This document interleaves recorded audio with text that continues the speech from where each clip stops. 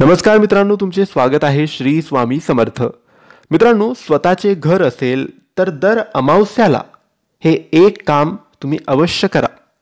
मित्रांनो, हे घर तुम्ही जिथे रेंटेड भाड्याने राहत असाल तिथे सुद्धा करू शकतात.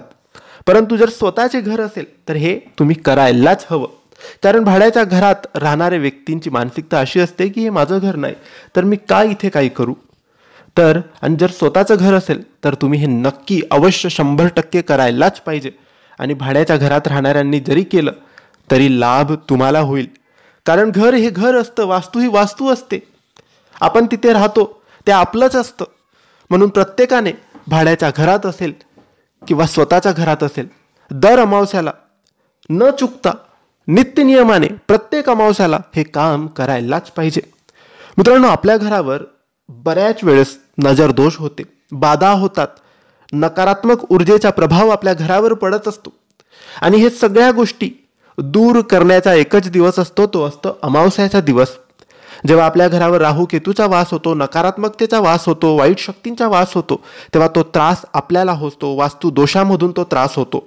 म्हणून हे सगळे दोष आणि ह्या ऊर्जा आपल्याला दूर करायच्या असतील तर अमावस्याचा दिवस हा खूप महत्त्वाचा दिवस मानला जातो.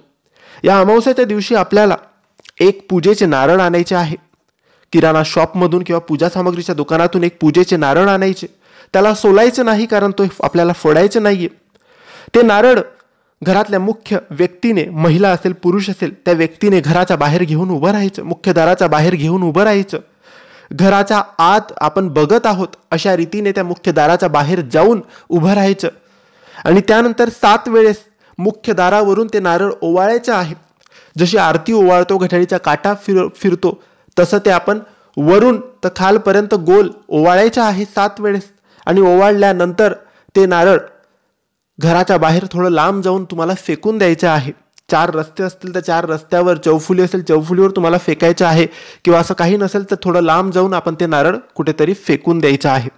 याने राहू केतूचा वास, प्रत्येक नजर, प्रत्येक बाधा, प्रत्येक अडचण, नकारात्मकता सगळं काही त्या नारळासोबत तुमच्या घराच्या बाहेर निघून जाईल. तर दर अमावस्याला, प्रत्येक अमावस्याला तुम्ही हे नक्की करा. श्री स्वामी समर्थ.